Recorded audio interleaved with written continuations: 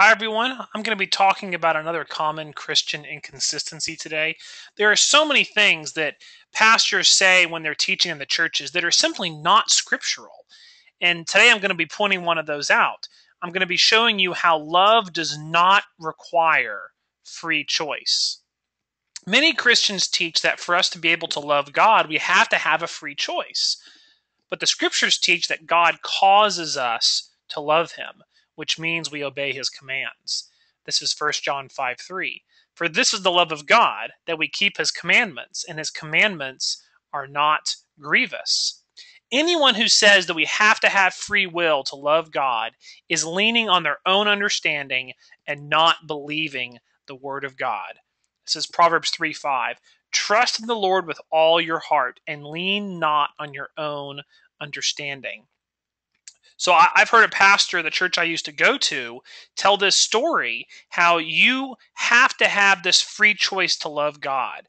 And that without that, it would be like being in a relationship with somebody who was being forced to be in the relationship. And he would explain how that's really not love, is it? And all he's doing is he's using human logic, carnal reasoning, and his oratory and speaking skills to try to convince you directly against to disbelieve what the scriptures say. So, what do the scriptures say? The scriptures say quite clearly that no one seeks after God. How can we choose to love God if no one seeks after him on their own? This is Romans 3:11. There is none who understands, there is none who seeks after God.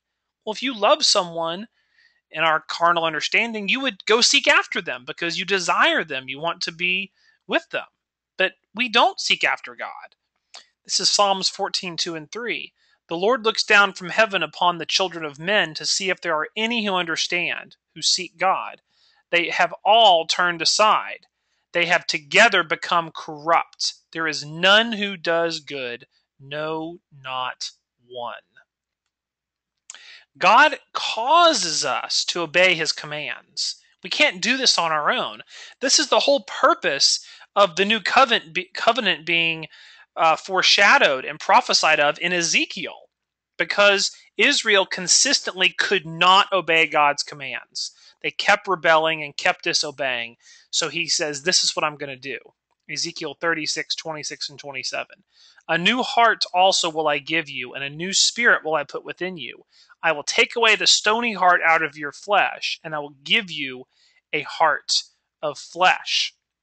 So the reason we can't obey his commands is we don't have God's spirit within us, and we have a hard heart. So verse 27 says, and I will put my spirit within you, and cause you to walk in my statutes, and you shall keep my judgments and do them. Well, we just read in 1 John 5 that to love God is to keep his commands. So do we do this on our own? No. God causes us to walk in his statutes, and that certainly does not require a free will choice. We love God because he first loves us and causes us to love him and obey his commands. 1 John 4:19. We love him because he first loved us. And John 6:44 says, no man can come to me unless the Father who sent me draws or drags him, and I'll raise him up on the last day. So if you want to learn more, you can visit tryingthespirits.com and search for Does Mankind Have Free Will? I encourage you to search the scriptures, try the spirits, see if these things are so, because what you're being told at your church is simply not what the scriptures teach. I hope the study helps you, and I pray you're given eyes to see and ears to hear. Thank you for listening.